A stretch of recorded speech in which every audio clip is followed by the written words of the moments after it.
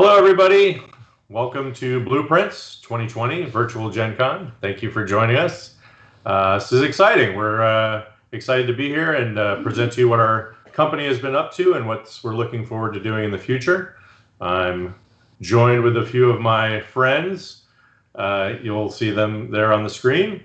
And just by way of introduction, I'm Justin Jacobson. I refer to myself as the board game necromancer, an honorific bestowed to me I'm very proud of by Roy Cannaday. But I also am the nominal president of the company. My partner in crime over there, Rob, why don't you introduce yourself, and then we'll go around the horn. All right. I'm Rob Davio, Chief Restoration Officer. My job to keep Justin in check and also to basically try to make sure that all the games that we put out are as good as them. We have a couple members of our design and development team, Brian Neff and Noah Cohen, who are just not on this talk. They'll be leading a talk tomorrow where we talk about unmatched design. That's my main role here, and now I'd like to have Lindsay Davio introduce herself. Hi, I'm Lindsay. I do graphic design for restoration games. I like to think of myself as the closer because I come in and make sure all the I's are dotted and the T's are crossed and the files are as good as they can be before we have to get printed to make games for all you guys. I am Jason Taylor. I am the visual restoration wizard, also known as the, I guess you could say, art director, graphic designer too. And yeah, pretty much help make everything look pretty. So also want to mention our Master of Fireworks, Suzanne, is behind the scenes here today producing the show. And while we're at it, I feel obliged to mention the rest of our great restoration team. We have our game developers, Brian and Noah. They do a lot of the design work on almost all the games that we put out. Jen is our chaos wrangler. She would normally be the one who's busiest this time of year. She does a lot of our convention logistics and shipping and things like that, customer service. And we actually also have an intern this year, this summer, with Celine, who's been doing some nice marketing stuff for us and some fun things that we hope to put out over the next few weeks or so for you all to enjoy. So thank you to everyone for introducing yourselves. And I want to go ahead and just talk a little bit about our current projects, where we're at with a lot of the things that you probably know already. We'll talk about some stuff that we have on the horizon. And we do also want to make sure we have opportunity for people to ask questions. I've got some questions from folks through social media. And then we will also obviously be taking questions in the chat. If you have questions, feel free to post them in the chat wherever you happen to be viewing this.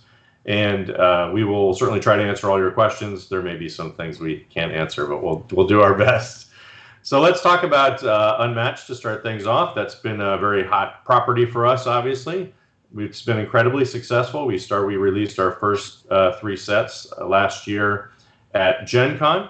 Battle of Legends Volume 1, Robin Hood versus Bigfoot, and Bruce Lee. I should mention, of course, that this is a co-publication with Mondo. They've been a great partner for us, working on things like licensing, but also in the development of all the sets to date and a lot of the sets that we have going forward. The next big set to come out was Jurassic Park 1, with InGen versus the Raptors.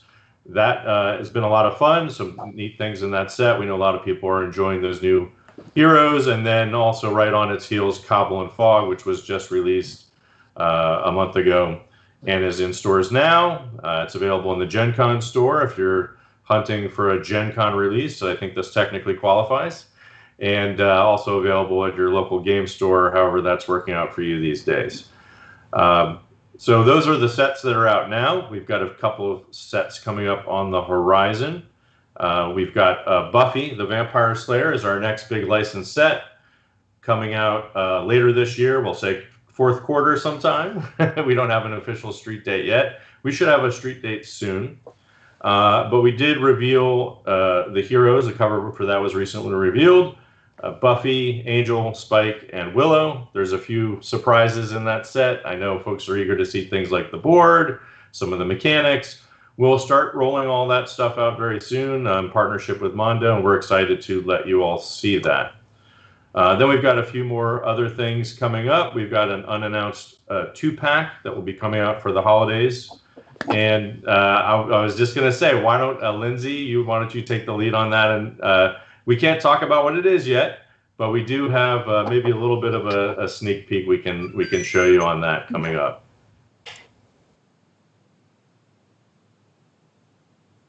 Yeah, no, I'm just really excited about the new set. I think the art is really stellar, and I think people are going to be really excited about it.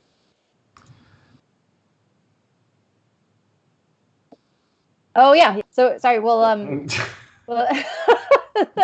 Suzanne's talking. I forget that not everyone can see her or hear. Yeah, we can show a really quick sneak preview of the game board, the map for this winter's 2-pack. Okay.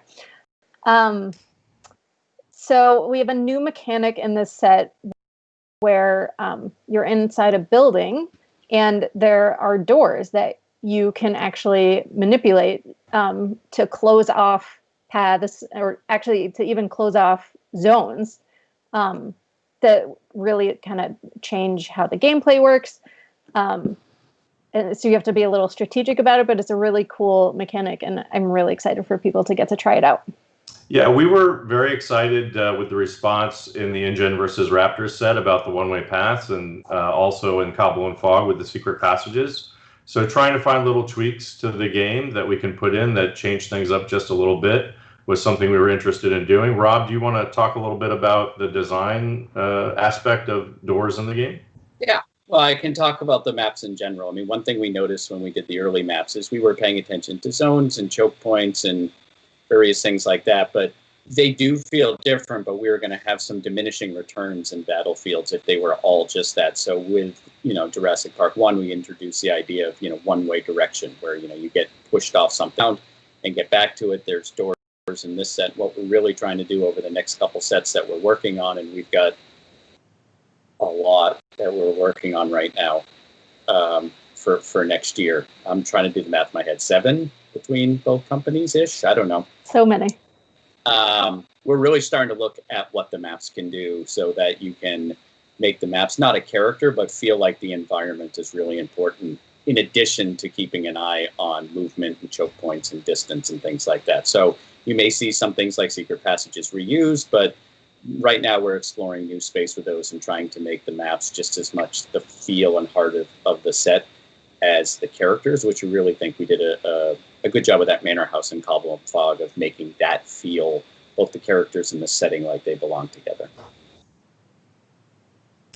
So that's something that we're excited to obviously get out. We obviously have the Buffy set coming first, so we're going to give that a little bit of time in the spotlight before we actually announce what that 2-pack is, but we expect to get it available at least on site for online sales in time for the holidays. Probably we'll have an official release early next year as far as a street date goes, but we will see how that goes. You never know these days with the manufacturing process, but everything so far seems to be moving pretty smoothly. Jason, do you want to talk a little bit about the art for that set? Yeah, sure. I want to make sure I'm talking about the right one. The one that we're looking at the map for, right? The door one. You can talk about Buffy too. Buffy as well. Yeah, we should mention that. Yeah, let's start with Buffy because people have seen the cover, and I saw some of the responses to the cover that were warranted. Just really, people are loving it, and Heather Vaughn's art is just beautiful. I got to say, if you love the cover, you are going to absolutely adore the cards. They're part of that game. It is awesome. So if you're a Buffy fan, if you're not a Buffy fan, because I really didn't watch Buffy a whole, and I started watching it, didn't get through it, but I love the art regardless. So I think people are really going to be happy about that. This next set, we actually are working with the map was Ian O'Toole, who did the Cobble and Fog maps, and the artist for the rest of that set is Mark Aspen. If you're not familiar with his work, definitely look him up. Just a brilliant artist, amazing style. So I am very excited for people to see that one, even who the characters are. I think it's going to be a lot of fun. And that one too, the game board that you're seeing with the doors. I'm seeing some of the chat there, and I love seeing the guesses for where this is, and also the fighting doors. No, the doors don't actually fight; they don't actually hit you, which is interesting to think about. But yeah, that was definitely an interesting challenge, because it was one of those things where we're like, oh, this will be easy. And as we were doing it in craft design, going back and forth with Ian, it definitely was not. It created some issues, but we got through it, and we're very excited for that one. Yeah, I'm super happy with how it came out. I think people are going to love it. Yeah. So, like I mentioned, that unannounced 2-pack will be coming out later this year, and then officially into retail early next year. We do have a lot more Unmatched on the way. We have the second Jurassic Park set will be coming sometime next year. At this point, Sattler versus T-Rex, and officially when, because there's still licensing things that we need to deal with and final approvals and all that good stuff. So that makes it a little bit more challenging to figure out exactly when those are going to land. But it's definitely coming out. It's very exciting. We actually got to see a lot more of the art today. It's also looking great. We do have a new artist for that set. We're not going to reveal that yet, but it is a new artist. And that stuff is looking great. And some interesting new mechanics. As everyone knows, I think one of the few things we have teased about it has been mentioned in just about every set, that there are large figures coming down the road, and the T-Rex is that large figure. So that's official. As far as what that means, we'll still leave that up in the air until we get a little bit closer to that release. So also coming up next year, we will have a second volume in the Battle of Legends set. We are finalizing the playtesting on that as we speak. It's coming along well. It's an interesting set of heroes. We have another interesting artist lined up for it. That's something we're always keeping an eye out for. And we have some interesting stuff we're looking to do with the map for that one as well. So again, that is shaping up to be a very exciting set. Again, with the Battle of Legends, what we like to do is get 4 very different heroes that we can put in that set that make a sort of an eclectic assortment for people to fight against. Then we have something really big coming next year, and it's so big to talk about it, I cannot even give a hint.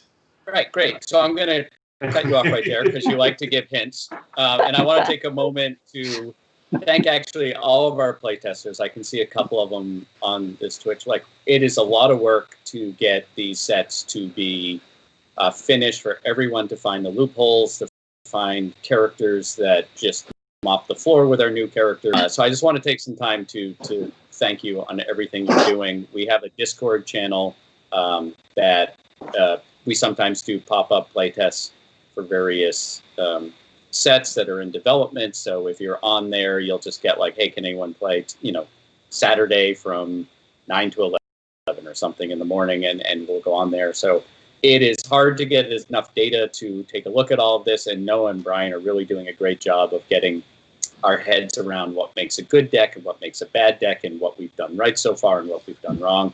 Have an Unmatched design contest that's running right now, where we're asking fans to basically make a deck, make a concept, give us a good idea, give us a good hook. Don't worry too much about being perfectly tuned. That's what we're here for.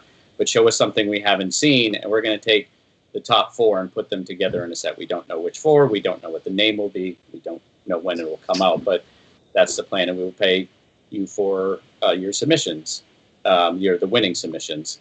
We've seen a number of very interesting decks so far, so thank you for those who have come in. There are some that have surprised us, both in concept. You're doing what we're asking. We're like, I've never thought of doing that in this game.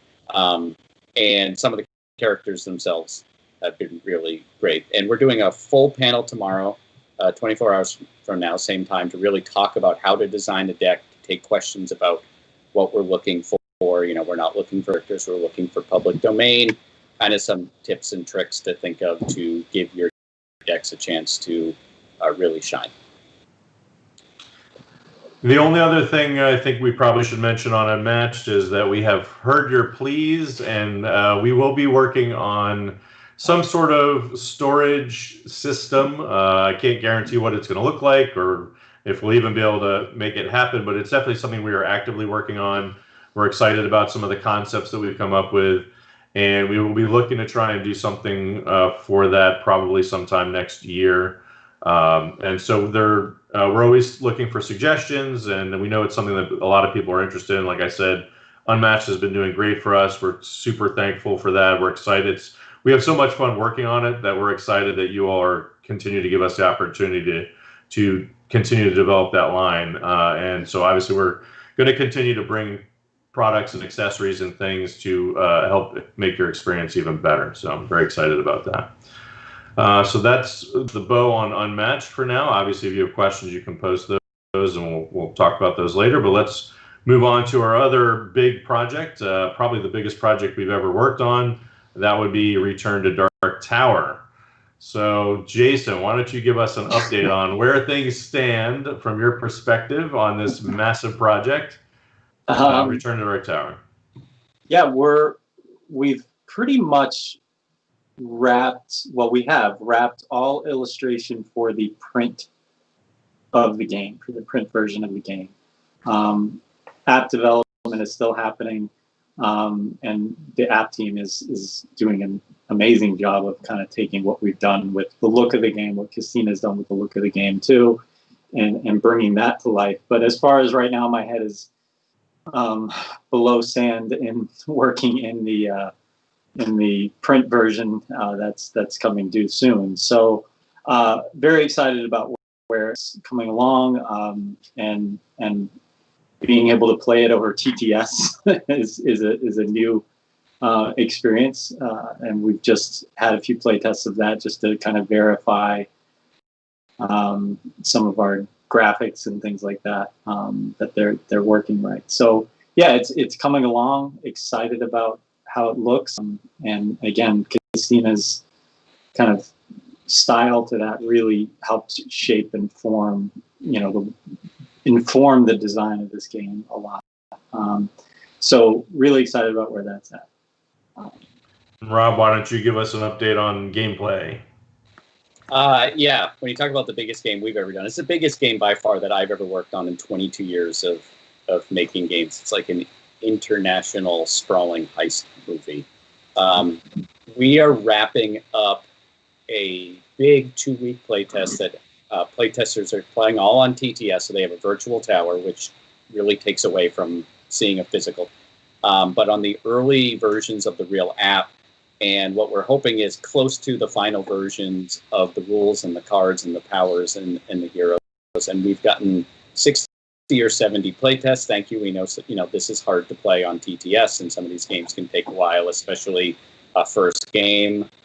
Everything looks good. Looks like we just have a few little changes to make on items and powers. We're going to put some examples in the rulebook, some screenshots from the app, and then we will be done design and development on the main game, which allows Lindsay and Jason to start getting those files ready to go off to the factory. We'll then turn our attention to the Alliances expansion, which will add difficulty and complexity to the game. For those of you who are playing and you're losing, we made it too hard. The base game will be a little bit too easy. You're saying, how does the game get harder? Well, we're getting a little easier, a little more family friendly. There are, I'm sure, a lot of playtesters right now who are having nightmares about brigands, and we've made them a little tough, but we're going to fix that. That's a digital fix.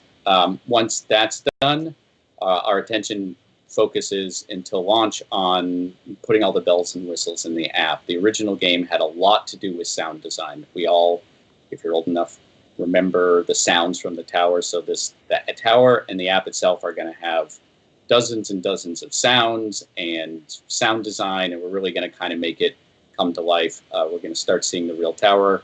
You'll be seeing lots of photos and lots of videos as these things come together. So it is big and sprawling and has about 12 people working on it right now at any one time. At least. Yeah, I've been in a lot of conversations about computer chips and sound chips and circuit boards that I have no business being in. But it's all coming together, and so we'll let you know when it's ready to ship. It is taking a little bit longer than we hoped. It was partly because the game's big, and partly COVID has disrupted a lot of things. So we are on the back end of our estimated ship date right now, but we will keep you posted as to what that is when we get closer. Yeah, so one of the questions in the chat was if Rob and I guess Lindsay and Jason too, I think I know the answer to this, but who played the original Dark Tower when they were a kid, not recently or anything, but so I certainly did. I did a blog post about it. My cousin got it for Christmas, and we played the heck out of it. So yes, I remember it fondly. Yeah, I spent one summer when it came out. I didn't own it. My uncle owned it, and he let me use it. And I have memories of playing at my grandmother's house again and again and again. I must have played it other places because whenever I had it for longer, but I remember one weekend, it was a beautiful summer day, and there was a pool outside, and I had cousins around, and I sat inside for a full weekend and played this game, which was probably an early sign that I was going to grow up to be a board game designer and not a professional swimmer. But I have a lot of fond memories of it. I was about 11 or 12 years old. Yeah, I never played it. I do recall it, seeing it and wanting to play it, but never got to it. I never played it as a kid, but I have played it a lot recently. Yeah. All right. Yeah, so just to sort of put a wrap on that, Dark Tower, Return to Dark Tower as a project is definitely heading into the final stretch. Molds are being made, and inserts are being designed, and art is being finalized, and we're putting final on files in the Dropbox and things like that. So it's getting there. We did. I just to clarify, we are still on pace for a Q1 fulfillment. Well, hopefully we won't have any more issues related to the COVID or anything like that, and we'll see how that goes. But right now, everything seems to be on track for that. So the other big project we've already announced that we actually haven't talked about very much is Key to the Kingdom, and this was one we announced actually over a year ago, and we've been working on quite a bit, and we actually had some trouble getting it to click. It was 90% there, but we couldn't get it to the last 10%. And as a company, obviously, we're not going to put out something that we're really satisfied with. So that's something we've continued to work on. And I'm happy to say that we're finally reaching that part where we think it's starting to click into place. So, Rob, why don't you talk about where that is at right now and let everyone know where we are. Yeah, we did the very difficult. Actually, sorry, Rob, just a lot of people on the stream might not even know what the original game is, so maybe just talk a little bit about that as well. Sure. Key to the Kingdom was a game that came out in the 1990s. It's kind of a living fairy tale book. It's got a board that unfolds, and then there's physical holes in the board, so you jump into these whirlpools, and sometimes you're on the back of the board, and sometimes it's on the front. It has this sort of very shifting, sleeping giants and unicorns fairy tale, and it was a roll and move. It came out of in England and had like a little hazard book, which had all these complex ways to use 8-siders, which you look back now as we're all adult gamers and realize they're all just various ways of obfuscating random luck for the most part. We had a version last year we were feeling pretty good about, and then, as Justin said, something wasn't clicking. And we made the difficult decision as a company to delay it a year and start over because we didn't want to put out 90%. We wanted to put out 100%. We went back to the designers who are O'Malley and Ben Rossett and said, I hate to do this. We're going to reboot it. They were pros. They're like, no problem. We found something that is much closer in feel and tone to the original than what we were doing. Have been play testing it, have been developing. We're going to be pushed out to play testing. If you're on our play tester list, you'll be getting an email soon.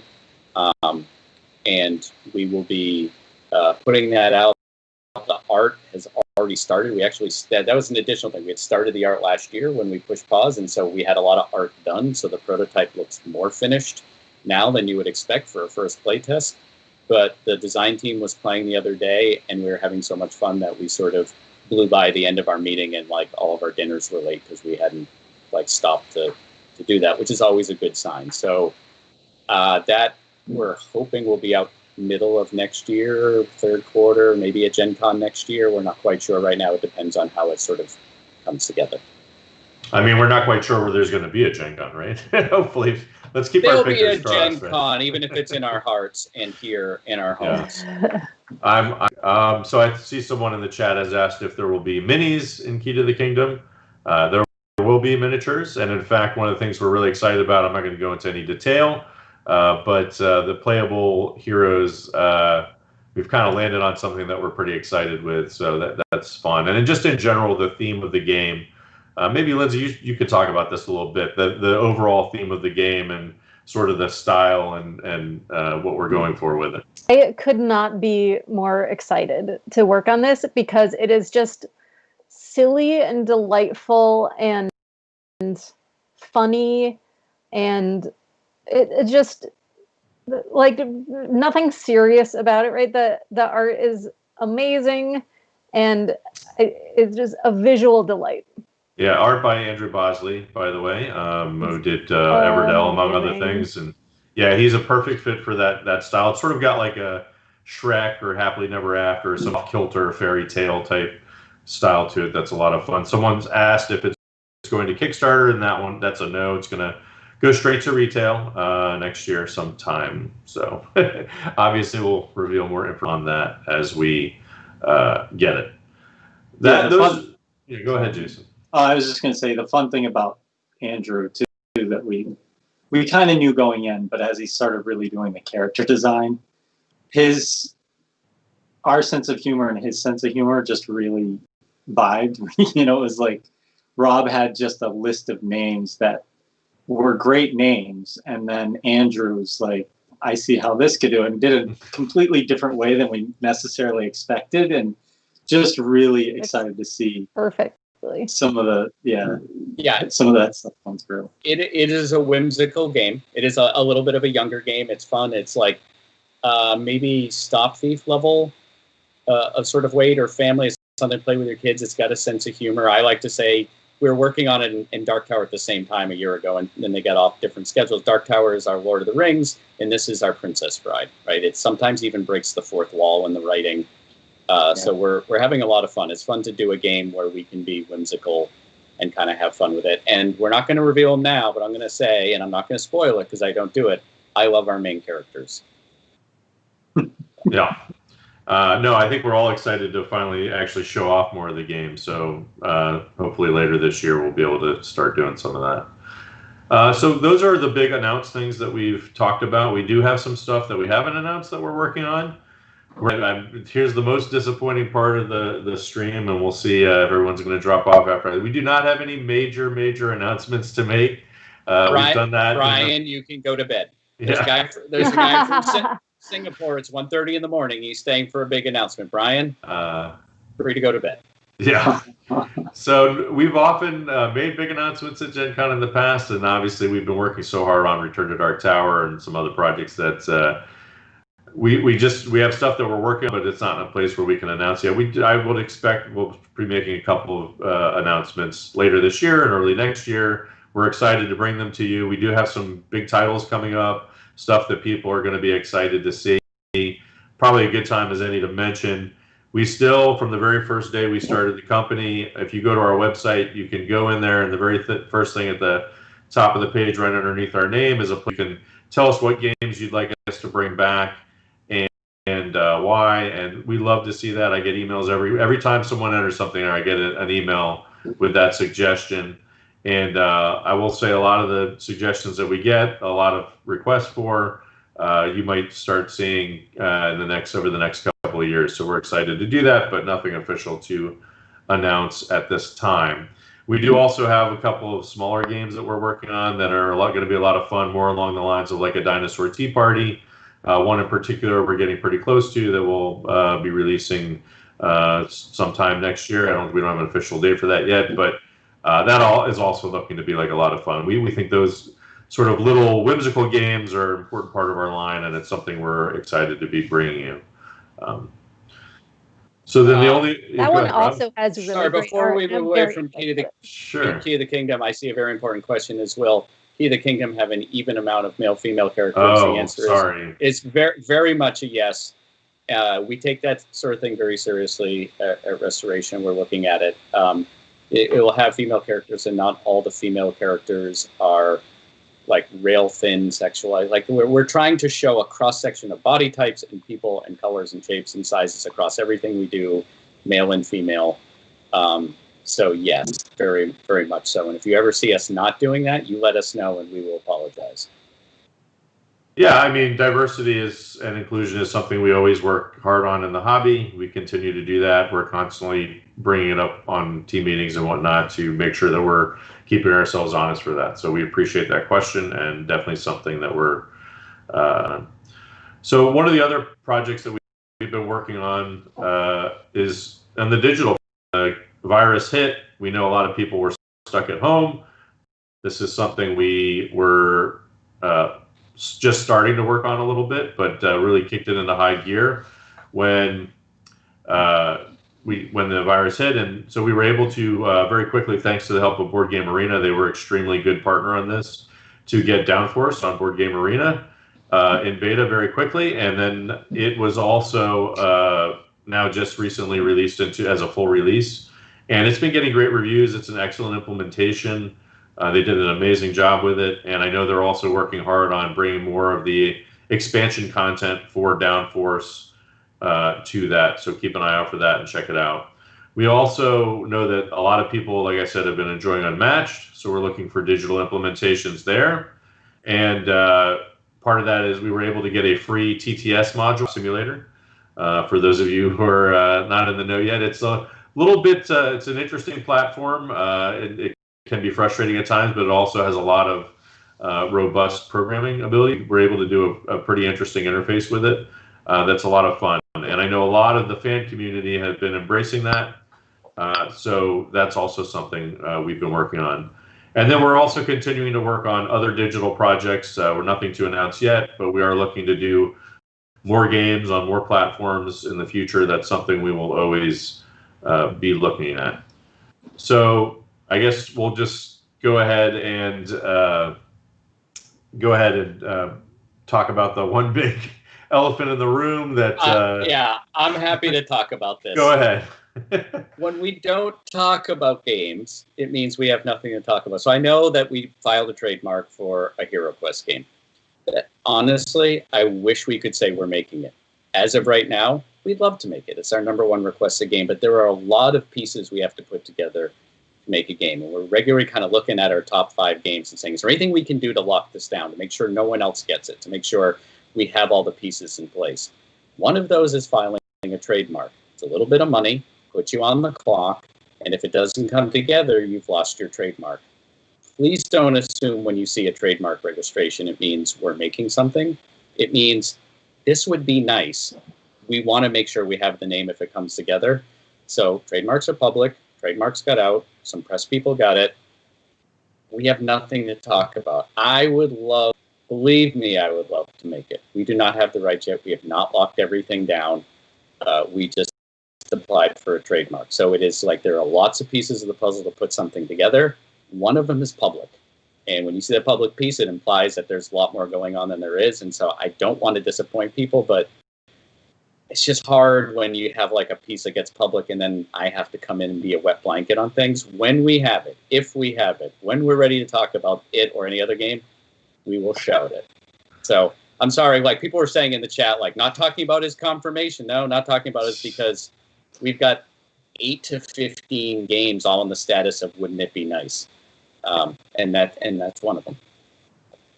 All right, now that I brought the room down.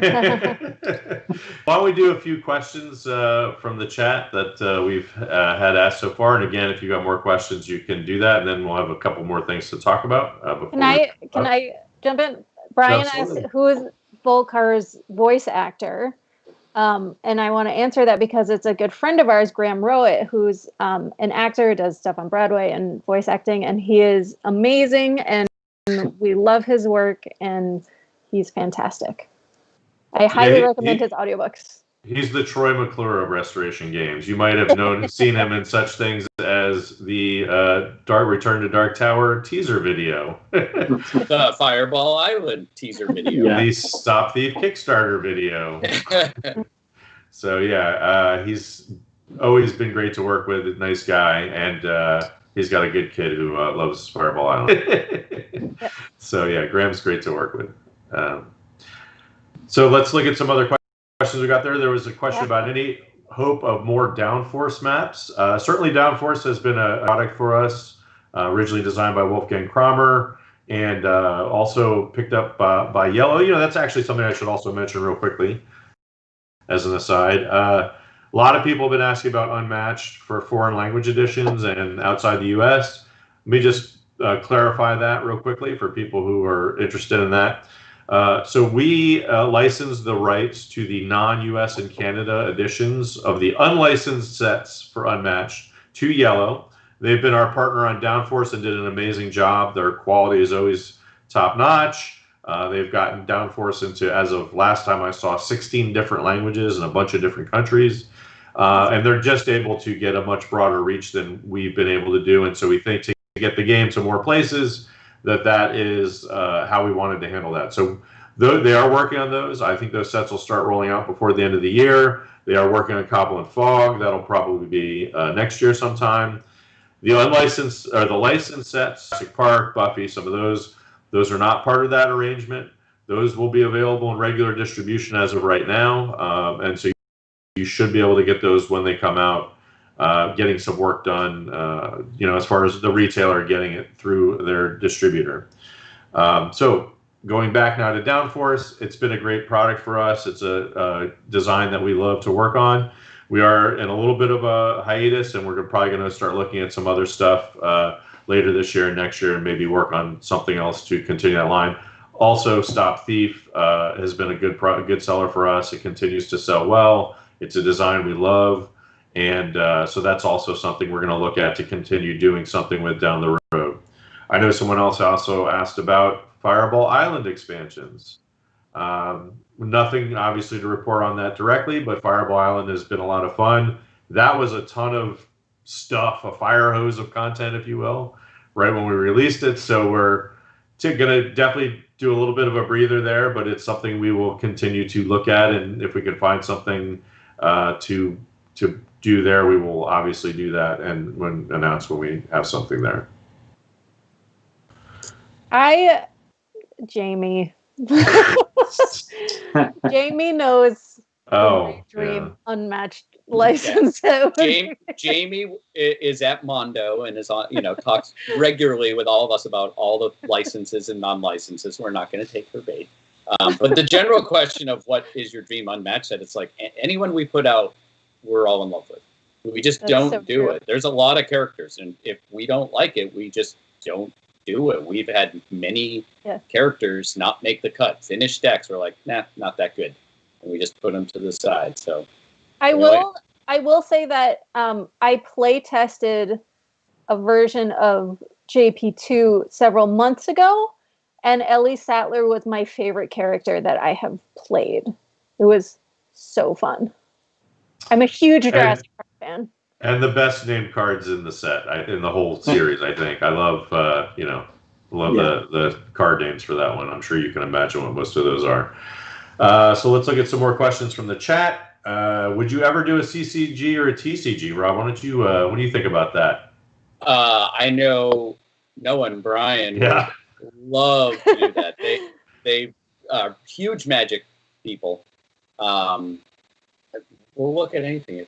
We're a restoration game, so we're not going to do one from scratch. I know Justin, and I forget which one, and we don't have to mention it here, but there was one from like the 90s that you bring up once in a while. We're probably more likely to do a living card game than an actual TCG, a big set. We'll kind of look at anything. Right now our pipeline's full for the next 12 to 24 months. We're continuing to grow. We're doing all right in COVID. We're having to change the way we do a few things. So we'd love to expand our line and expand our audience. just about anything's possible. Yeah, I mean, there's definitely a bunch of those, that the gold rush of the CCGs in the 90s and whatnot, when a new one seemed to get released every other week. There are some really neat ones in there that I think would be interesting to restore. I would say I'd be surprised if we did it on a CCG model, just given today's market. But certainly like a living card game style, obviously we can't use that name, but would be something I would certainly be interested in doing. Just fundamentally, there's so many more games we'd love to do than we're able to actually just do, like just in terms of the amount of work that it takes to get a game out. So we're constantly looking, and certainly something I would do. I'd be happy to do. And honestly, if you have a game that you play that you like, that you want to, see what our spin would be on it, tell us on our website. We really look at that stuff. Yeah, we do. And Jason, people want to see more of your dog. Is your dog still in there? Pepper, come here, Pepper. There she comes. And Jason's better behaved than my dog. You want to say hi? Okay. I know. Yes. Hello. Oh, boy. Starved for attention, I know. Always on the computer. I know. Okay. So that's Pepper. It's part of our crew of cats and dogs that regularly show up on our meetings and calls. So I saw this question. I've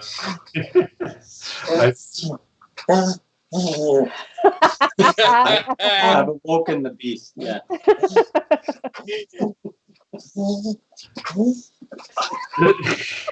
I think she wants to go out. I'm going to let her out. Okay. This is by far the best part of our talk. So you can't do this at regular Gen Con. Yeah. It's frowned upon. So this was a question in the chat. I saw this was posted on social earlier, and I thought it was an interesting question. So why did you make a company around restoring games rather than making new games? What led you down that path instead of the other? And I thought about this because the idea, I really think it actually goes back to Dungeons and Dragons 3rd edition. So for people who haven't heard this story, and if you've been to a prior blueprints, you've probably heard it, but short version is I was a burnt out lawyer of 20 years or so, and I've always been a game player, and I probably was subconsciously looking for an escape plan. And so I used to do I did when 3rd edition came out with the open game license, I self-published a number of Dungeons and Dragons supplements. And just as an outlet, like a creative outlet for me. And so I've always been I'm not like a game designer like Rob, but I'm an iterator. So that's what 3rd edition OGL was, right? Somebody else designed the game and you just designed some stuff to go with it. And so one day I had this idea of taking an old game. I couldn't design a game from scratch because I'm not a designer, but I could take an old game that somebody else designed and maybe just fix it up. And I had seen people talk about these Grail games. And so I thought, take a Grail game, make it modern, something that's been out of print. I've talked about it many times. The first one I thought of was Star Wars Queen's Gambit, which not doing that. Yes, of course. And so sort of separately from this, I always, as a lawyer, I would always go to Gen Con and I would put on a legal Q&A seminar, and as a way to write off the trip as a business expense. And one time afterwards, a lovely young woman came up to me and said that her husband was getting to leave Hasbro and had some questions.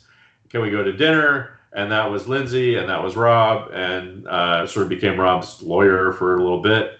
And then when I had this idea, I basically made Rob an offer he couldn't refuse. So that's where we're at. But basically, I think it all goes back to 3rd edition Dungeons and Dragons. Yeah, the offer was just a simple business offer. No, because I still do independent designs, and I like doing new designs. And I was always leery of getting involved with a company that did original designs because it would prevent me from working on other publisher stuff, or really sort of complicates the situation. So this was a perfect opportunity.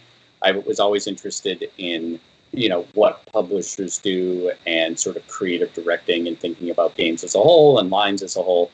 This allows me to work on things like Dig Deeper, for Ignacy and Pandemic Legacy games, and do 1 or 2 or 3 of those a year, and be working on restoration. Plus, a lot of my time, and Jason and Lindsay's time too, at Hasbro was taking old brands and bringing them back to life. Oh, we've got Clue, do something new, do a 2-player Clue, do a Game of Life card game. So I was constantly looking at games and saying, okay, how do you take this game that exists but make it fresh? So that's something I did for 14 years at Hasbro. So it seemed like a natural fit to bring some of that learning to restoration. So we've got another question here. Many of your games require engineering than a lot of other companies. That's an understatement. Where do you look to find help with all that stuff? And so I always tell the story about how like we did Fireball Island and like, oh man, that was awful. We're never going to do anything that hard again. And then we said, all right, let's do Fireball Island with electronics. Yeah. Turn to Dark Tower. So much harder. Oh yeah, the thing is, Hasbro's a toy company. Hasbro did, Bop It and Simon and a lot of electronics, and I worked on DVD games 2 decades ago now, like in the middle of the aughts.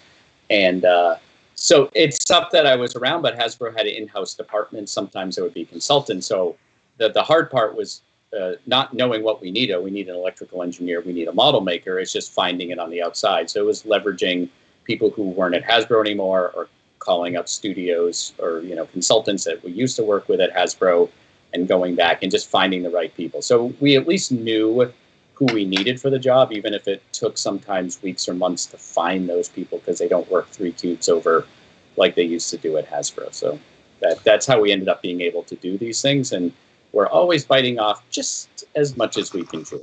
Yeah. Yeah. We're very ambitious.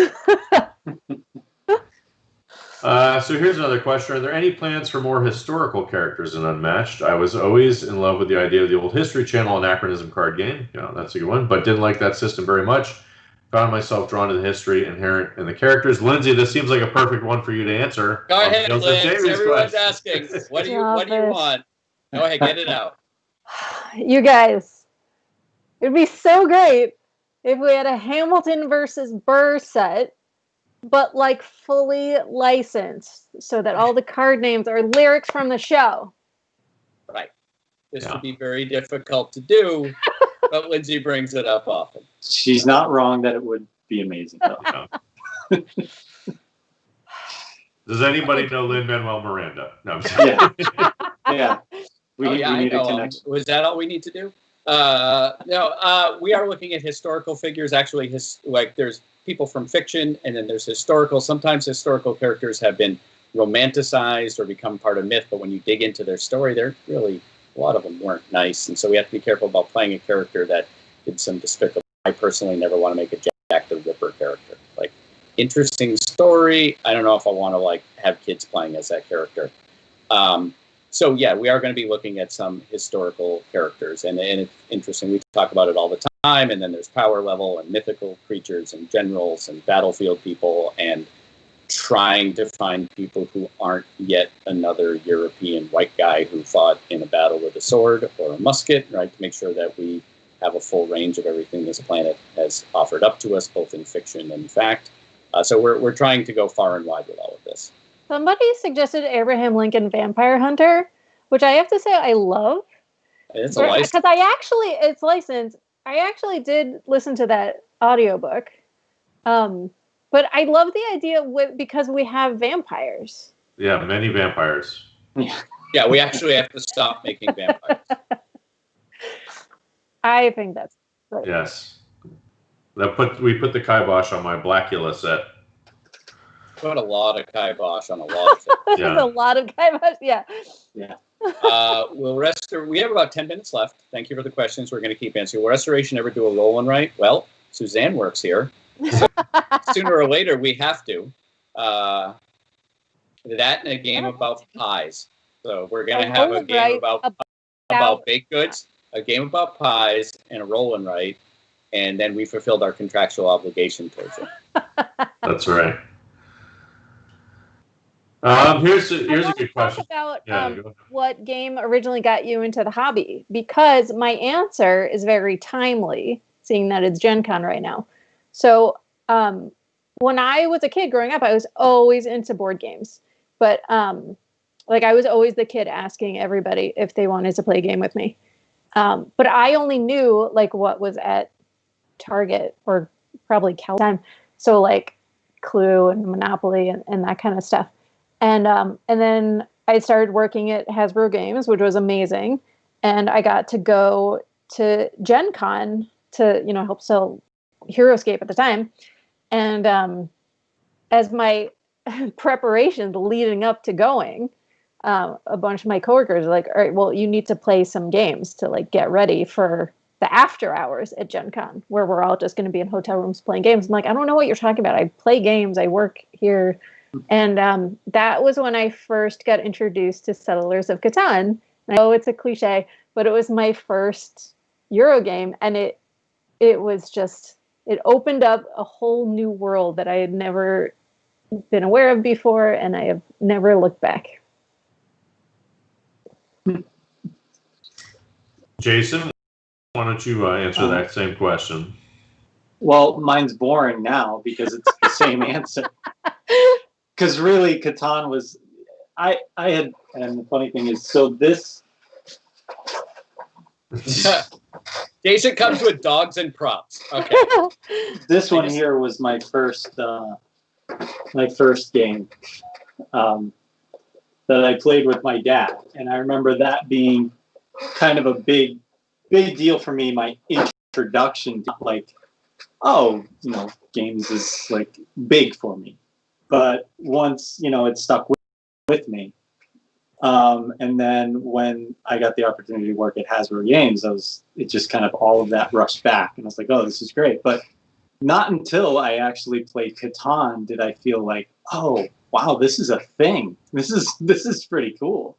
And Catan to me is one of those that you can just jump right into and have a blast playing. So there's plenty of others on the list, during that and that we were working on, but Catan to me was just that kind of great game, So it's funny. I feel like Bane when I answer this question. Like, you all adopted the hobby. I was born in it. That's my really bad Bane voice.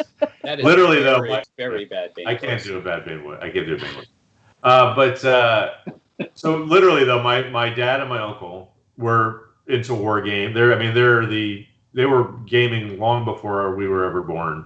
And we lived about a mile away from each other, and I had 3 cousins. And so they had all these games, like war games and diplomacy and like all these heavy duty games. And so literally we just grew up with, and my uncle in particular, literally hundreds of games. Like you see the collections today that people have in the hobby. And he had a collection like that in, 1975, which is kind of more unusual then than it was now. So I couldn't name a single game. We were playing Catan, and I remember playing Cosmic Encounter.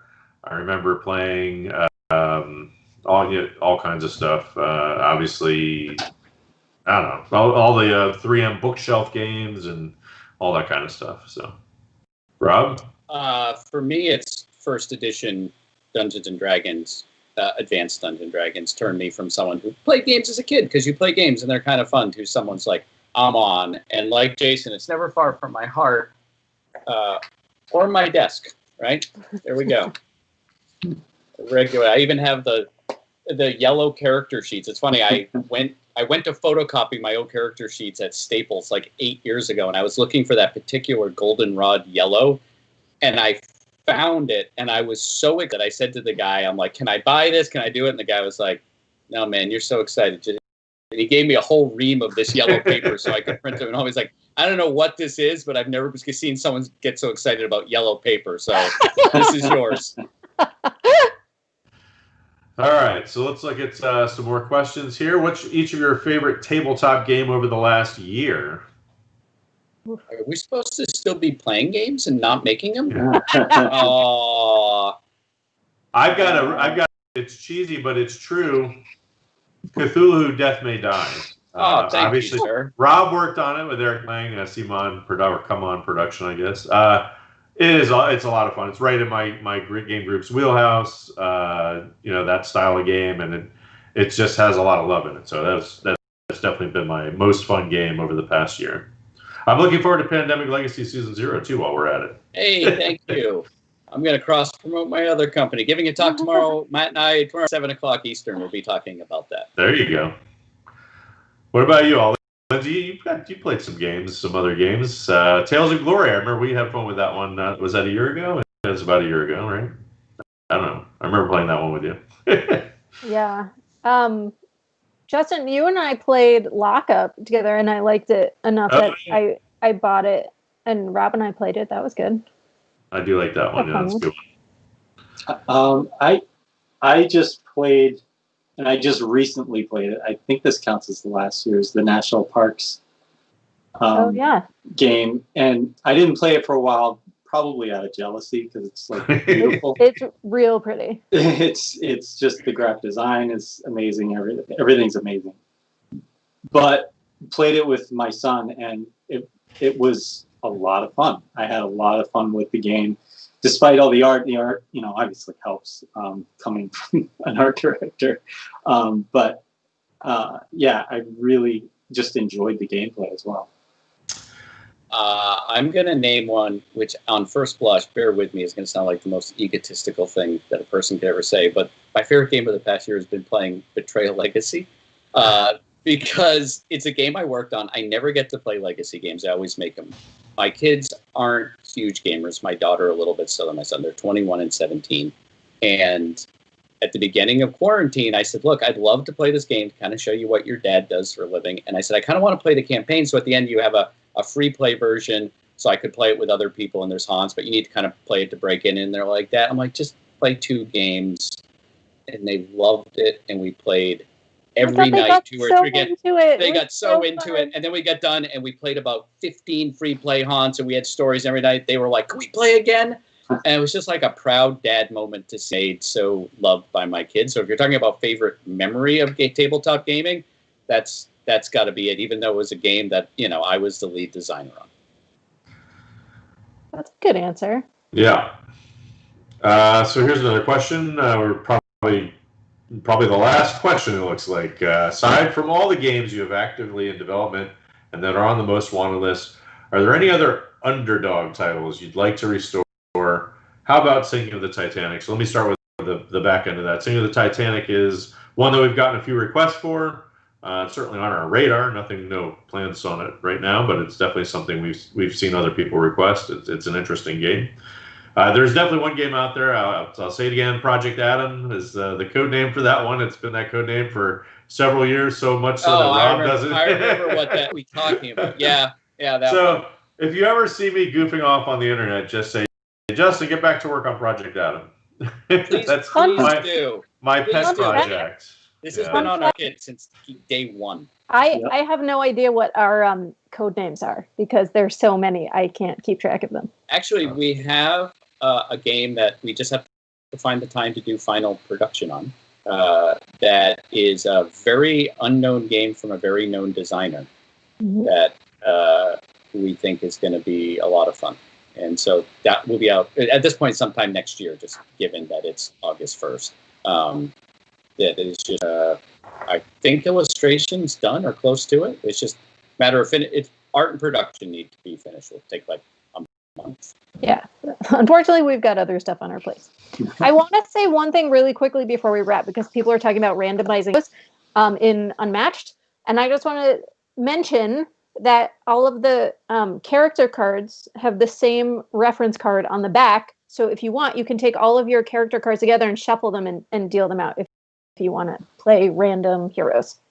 Yes. And I would like to say, both because it's awesome and because she's my wife, all of you who are raving about the final production and the vac trays and everything on Unmatched, that is all Lindsay's doing. She finds every detail and makes all of that stuff come together. And I keep seeing it on Twitter, which she's not on often. So I wanted to publicly tell her and thank her. So I want to thank everyone coming, mention a few things before we drop off here. First of all, we do have a couple of Gen Con specials we're running, available on our web store right now at restorationgames.com. Conspiracy, Solomon Gambit game that came out last year, had some trouble with the rollout, and we feel like it flew under the radar a little bit, and we want people to get it. It's actually a very fun game, and it's one that's easier to figure out how fun it is after you've played it once. But it's available for $35 in our web store. We also have a full Downforce bundle, which is the base game and both expansions. So if you've been hearing good things and want to give it a shot, you can get that for $60. and it's free shipping in the U.S. store, including both of those. I will also mention, please follow us on social. We have our Twitter, where I'm most active, is at Restoration Game. I'm really trying to get to 10,000 followers. That would be my goal for this year. We also started up our Discord. It's been very active, especially for Unmatched, especially pickup games. So if you're interested in that, or if you've got questions about rules or other things, it's a good place to do it. We'll post a link to that in the stream description.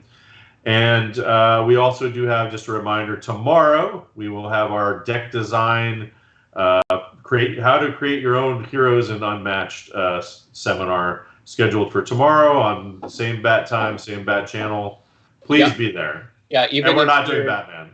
We're not doing Batman, but even if you're thinking of just you want to make fan decks or something, and you just say, I really want to learn about action economy and card velocity, this is your seminar. Thank you all so much for coming. Bye, everybody. Bye. Bye.